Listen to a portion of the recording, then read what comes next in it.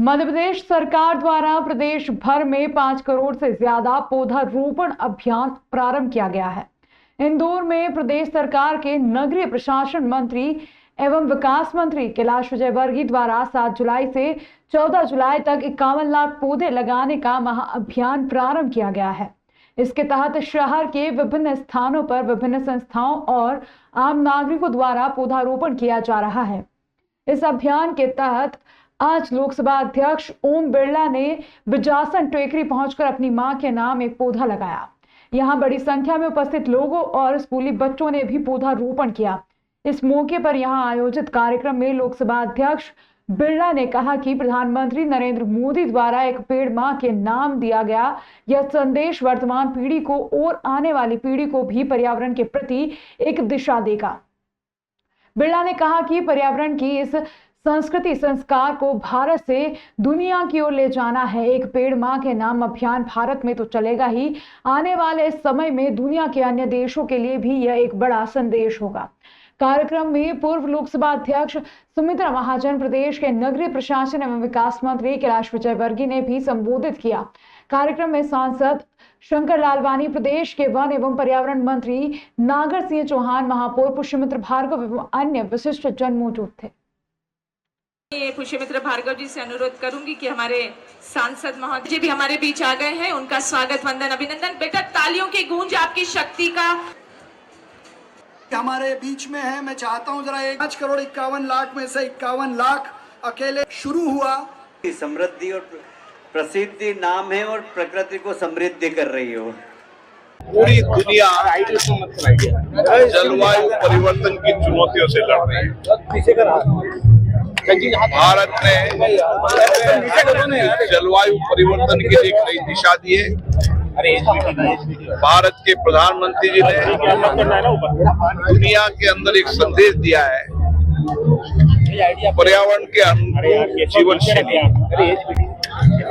और ये संदेश दुनिया के लिए एक मंत्र बन चुका है, क्योंकि भारत हमेशा पर्यावरण के प्रति सचेत रहा है।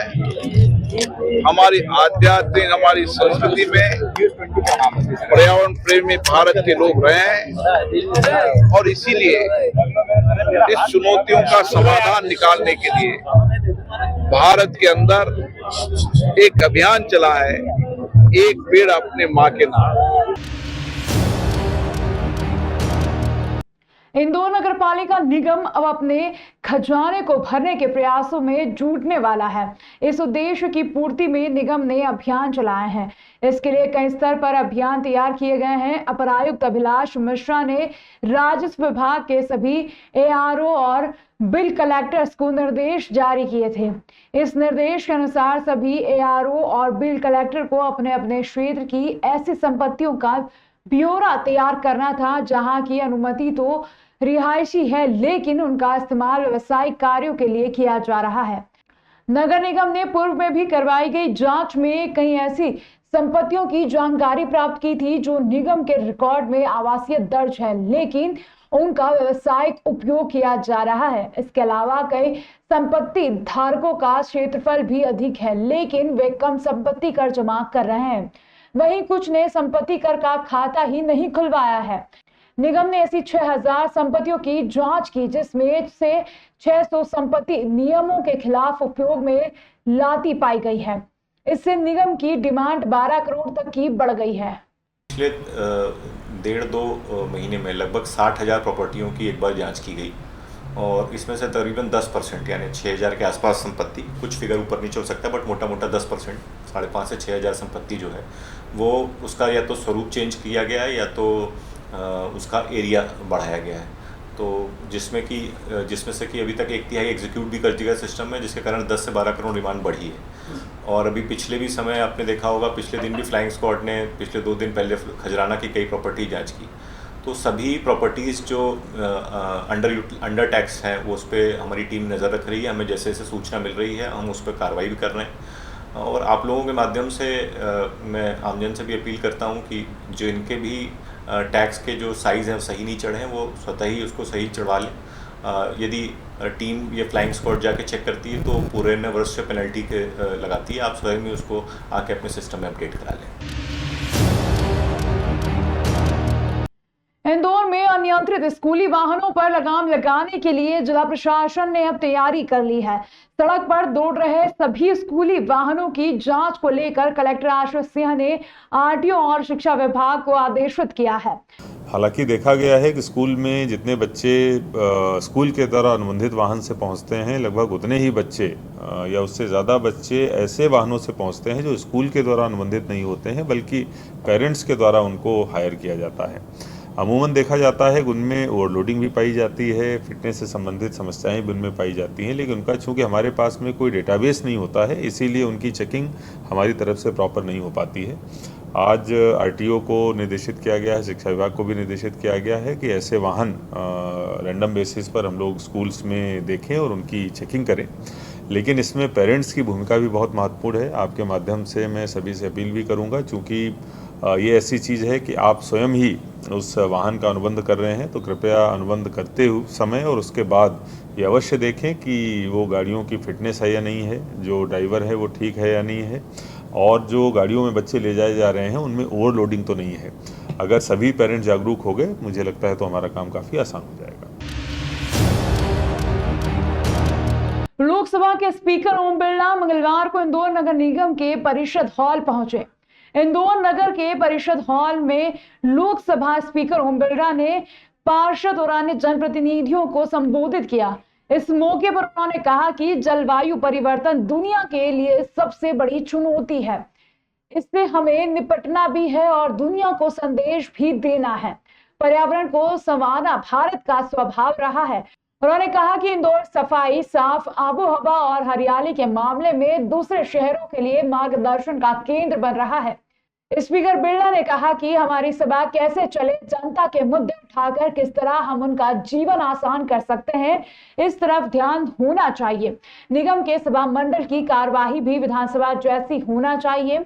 नए प्रयोगों पर चर्चा हो, सार्थक परिणाम निकलना चाहिए। उन्होंने कहा कि इंदौर नगर निगम बिजली में आत्मनिर्भरता बनाने के लिए सोलर का प्लांट लगाने जा रहे हैं। कचरे से खाद बन रही है। नगर निगम को आत्मनिर्भर बनाना आवश्यक है। निगम के सभा मंडल में विचारों की अभिव्यक्ति को सम्मान मिले, इससे ही समाधान निकलते हैं। लोकतंत्र के अंदर चाहे नगर निगम हो, नगर पालिका हो, नगर परिषद हो, पंचायत हो, पंचायत परिषद हो, ये हमारे लोकतंत्र की सबसे मजबूत और जवाबदेही संस्था है। और इन माननीय सदस्यों का सबसे ज्यादा निकट का संपर्क जनता से, जनता की समस्याओं से रहता है, उनके अभाव से रहता है, कठिनाई से रहता है। और जनता ये अपेक्षा करती है और जनता से सीधे संवाद से जुड़ी संस्था हमारी नगर निगम में पंचायतें होती हैं, और इन नगर निगमों के अंदर भी सदन की कार्रवाई सुचारू रूप से चले, अच्छी चर्चा हो, संवाद हो, लोगों की समस्याएं, अभाव पर चर्चा हो और उसके समाधान के लिए नए इनोवेशन, नए रास्ते निकले, ताकि इन लोकतांत्रिक संस्थाओं के माध्यम से हम जनता की समस्याओं का समाधान कर सकें और जवाबदेही से काम कर सकें। इन संस्थाओं में जितना अच्छी चर्चा, संवाद होगी, समस्याओं पर चर्चा होगी, अभावों पर चर्चा होगी, उतने ही कार्यपालिका को हम जवाबदेही तय कर पाएंगे और कार्यपालिका की जवाबदेही के साथ पारदर्शिता भी आएगी। इसलिए नगर निगम इंदौर जो स्वच्छता में आज प्रथम स्थान है, मैंने आग्रह किया है कि यहाँ का सभा मंडल के अंदर भी चर्चा, संवाद उच्च कोटि की हो, लोगों की समस्याओं के समाधान के लिए नए इनोवेशन हो। इंदौर जबकि शासकीय स्कूलों में पढ़ने वाले विद्यार्थियों को जेईई और नीट की निःशुल्क कोचिंग कराई जाएगी। इन विद्यार्थियों को विशेषज्ञ पढ़ाएंगे। देखिए, अभी जो एक योजना हम लोग बना रहे हैं जिसमें जितने भी शासकीय स्कूल हैं उनमें पढ़ने वाले जो प्रतिभाशाली बच्चे हैं उनको अगर वो नीट या जेईई में जाना चाह रहे हैं तो मुफ्त में उनकी उत्कृष्ट तरीके से कोचिंग कराई जा सके, ये हम लोग प्लान कर रहे हैं। इसके लिए एक हम लोग टेस्ट रखेंगे और शुरू में 100 के जो हैं बच्चे हम लोग लेंगे दोनों जगहों पर, जो 4 बैचेज में 50-50 के बैचेज में जिनको पढ़ाई कराएंगे। इसके लिए हमारी बातचीत अभी चल रही है कि जो उत्कृष्ट टीचर्स हैं और ख़ासतौर पर अगर कोई बहुत अच्छे प्राइवेट कोचिंग से जुड़ा हुआ टीचर है तो हम लोग उनसे संपर्क कर रहे हैं। बहुत जल्दी 1-1.5 महीने के अंदर ये इसको अमली जामा पहनाते हुए हम लोग कोचिंग प्रारंभ कराएंगे।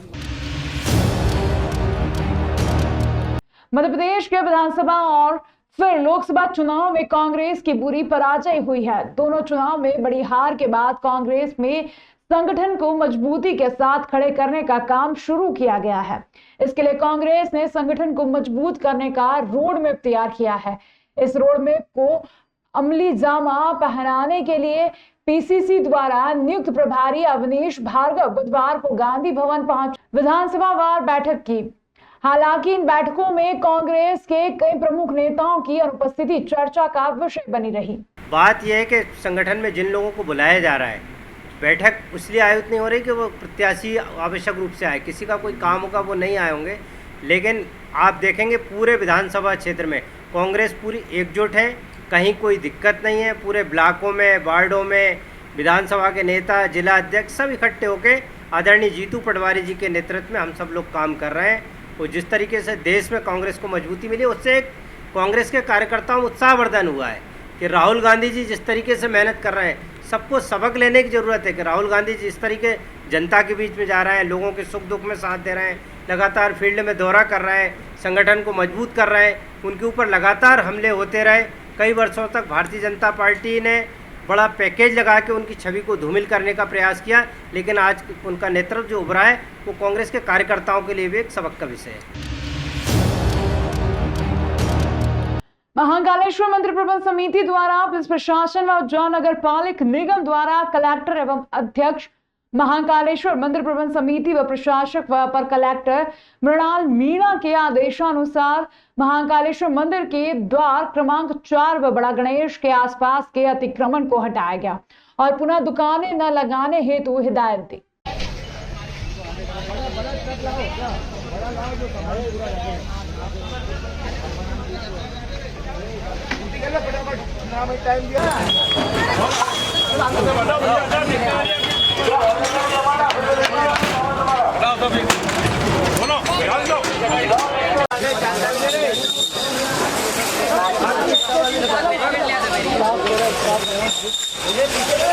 आज दिनांक को महाकालेश्वर मंदिर महाकाल थाना और नगर निगम द्वारा संयुक्त रूप से कार्रवाई की कर बड़ा गणेश मंदिर से आरसीसी तक जो भी दुकानें थी अतिक्रमण की उनको हटाया गया है। सर, इसमें कितनी दुकानें हटी है? लगभग 50 से 60 कच्ची पक्की सभी दुकानों को हटाया गया। महाकालेश्वर मंदिर प्रबंध समिति द्वारा चिंतामण चौरासिया में संचालित महाकालेश्वर वैदिक प्रशिक्षण एवं शोध संस्थान में एक पेड़ मां के नाम अभियान के अंतर्गत जिले से प्राप्त निर्देशानुसार संस्थान परिसर में वृहद वृक्षारोपण का कार्यक्रम आयोजित किया गया, जिसमें फल, पुष्प, छायादार एवं औषधीय 200 वृक्षों का रोपण किया गया। इस अवसर पर संस्थान के सभी छात्र, शिक्षक, कर्मचारी उपस्थित रहे। साथ ही सभी के द्वारा संकल्प लिया गया कि लगाए गए इन पौधों के रखरखाव हेतु समय समय पर खाद पानी देता रहूंगा। यह पौधा जब तक पूरी तरह से वृक्ष का आकार नहीं ले लेता तब तक इसका देखभाल मैं स्वयं करूंगा।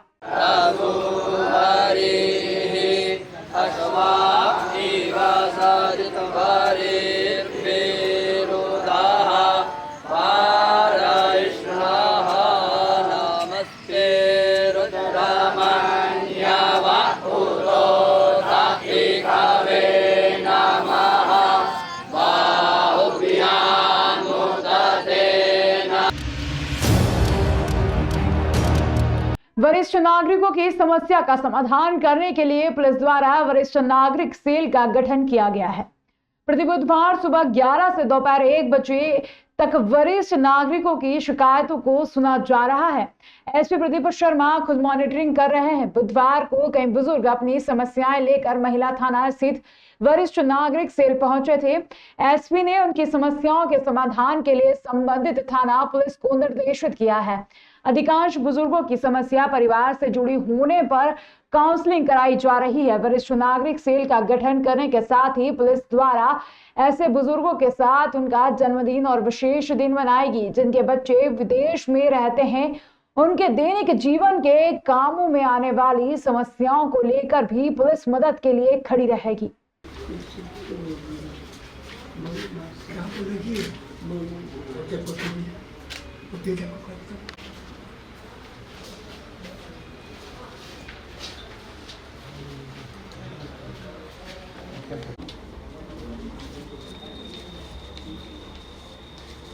करीब 10-12 वरिष्ठ नागरिक आज अपनी समस्याएं लेकर आए थे। मोस्टली जो समस्याएं वो पिता पुत्र या बहू से रिलेटेड हैं, आपस की काउंसलिंग से रिलेटेड है, तो उनको काउंसलिंग करके प्रयास कराया जाएगा कि आपस में सामंजस्य बने।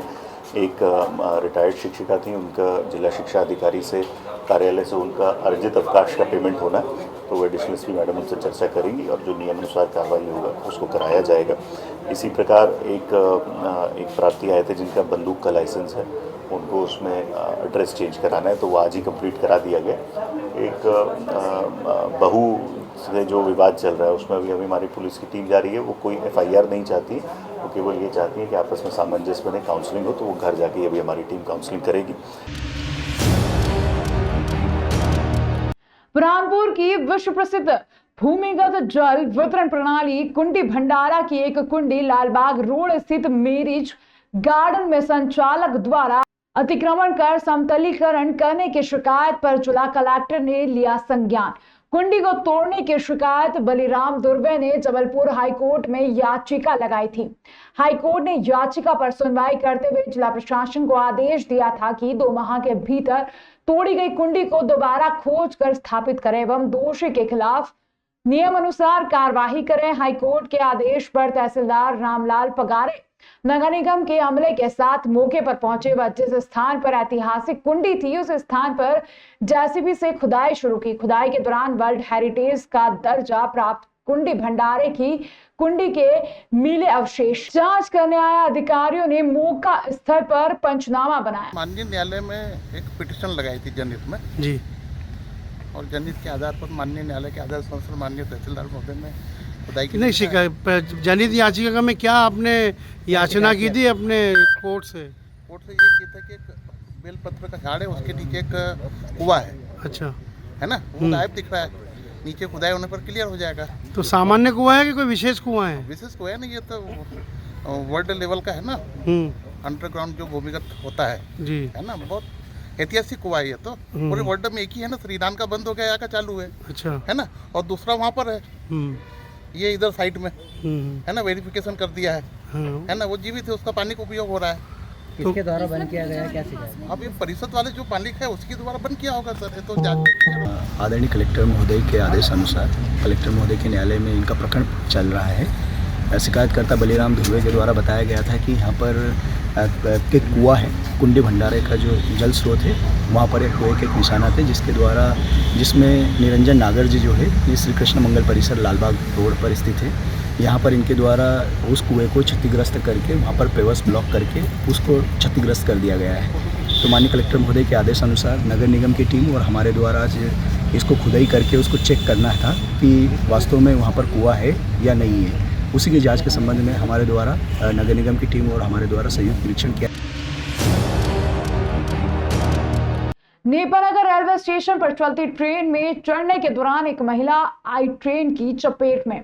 महिला कामयानी एक्सप्रेस में सवार होने के लिए चलती ट्रेन में चढ़ने की कोशिश कर रही थी। इस दौरान हुआ हादसे में महिला हुई गंभीर रूप से घायल। महिला के ट्रेन की चपेट में आने के बाद काफी समय तक ट्रेन नेपानगर रेलवे स्टेशन पर खड़ी रही। महिला को आरपीएफ द्वारा 108 एम्बुलेंस की सहायता से प्राथमिक उपचार के लिए नेपानगर स्वास्थ्य केंद्र भेजा गया, जहां से महिला का उपचार जारी है।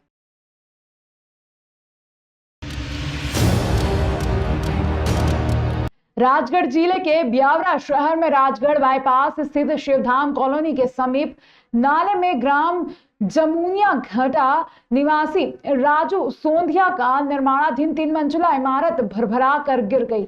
बताया जाता है कि उक्त निर्माणाधीन इमारत के तीसरी मंजिल की छत डालने के लिए कारीगर सहित लगभग 19 मजदूर काम कर रहे थे। छत के कंप्लीट होने के बाद 14 मजदूर हाथ पैर धोने के लिए निर्माणाधीन मकान से बाहर आ गए थे। शेष मजदूर बिल्डिंग के गिरते ही कूदकर दूर जा गिरे। 3 मजदूर मलबे में दब गए, जिसमें एक व्यक्ति की मौत हो गई जबकि एक व्यक्ति गंभीर रूप से घायल हो गया, जिसे गहन उपचार हेतु भोपाल रेफर किया गया है।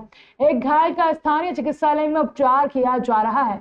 घटना की जानकारी लगते ही स्थानीय प्रशासन, राजस्व विभाग, नगर पालिका एवं पुलिस बल, जेसीबी, एम्बुलेंस और पोकलेन मशीनों के साथ घटनास्थल पर पहुंची और मलबे में दबे मजदूरों को निकालने के लिए रेस्क्यू प्रारंभ कर दिया।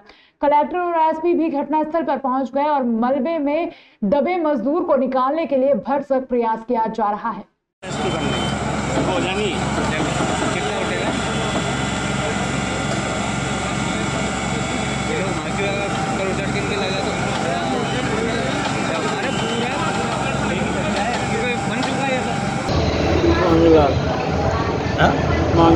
मांगेलाल जी, क्या हुआ बताओ? छत डाल क्या काम कर चुके थे पूरा उस समय? हुई घटना कितने बजे की?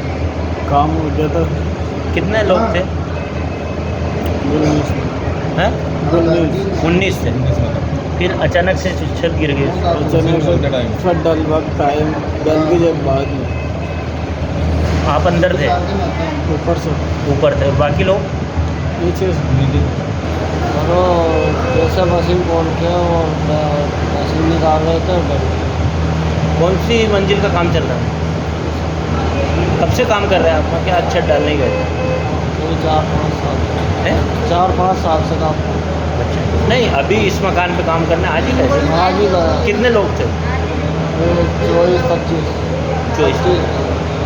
देखिए, आज करीबन 7:30 बजे शाम को देहात ब्यावरा थाना क्षेत्र जो पड़ता है राजगढ़ जिले का, वहाँ पर ऐसी सूचना मिली थी कि एक निर्माणाधीन मकान जो है किसी प्राइवेट व्यक्ति का जो निर्माण हो रहा था, उसमें 3 मंजिल की छत आज डल रही थी, तो शायद अनस्टेबल होने के कारण वो छत नीचे गिर गई। कुछ इसमें कारीगर और मजदूर जो काम कर रहे थे उनके फंसे होने की संभावना थी।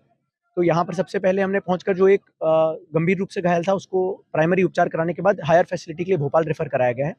उसके साथ साथ जो कुछ लोगों को जो साधारण चोटें थी उनका भी इलाज यहाँ के प्राइवेट अस्पताल और जिला अस्पताल में भी लगातार चल रहा है।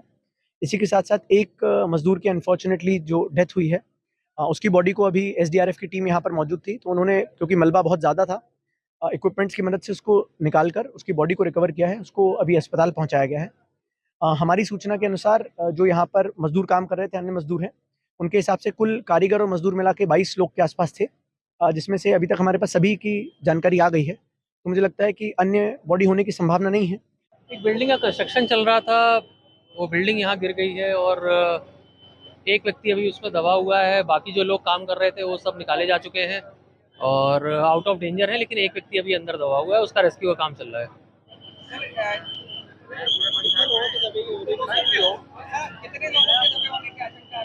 एक व्यक्ति 1। हाँ, टोटल जैसा बताया गया 19 लोग थे, 19 में से 18 लोग बाहर हैं, उनको निकाला जा चुका है, आउट ऑफ डेंजर है, एक व्यक्ति दबा हुआ है। धार जिले में अवैध गैस रिफिलिंग के बढ़ते कारोबार पर पुलिस अधीक्षक मनोज कुमार सिंह के निर्देश पर कड़ी कार्रवाई करते हुए पीथमपुर, मनावर तथा पीथमपुर सेक्टर 1 में पुलिस ने बड़ी मात्रा में गैस सिलेंडर जब्त कर आरोपियों को गिरफ्तार किया। इसी प्रकार अमझेरा थाने के अंतर्गत राष्ट्रीय राजमार्ग पर मांगोद फाटे के समीप बजरंग ढाबे के पीछे लंबे समय से अवैध रूप से गैस टैंकर से गैस रिफिलिंग का बड़े पैमाने पर कार्य चल रहा था।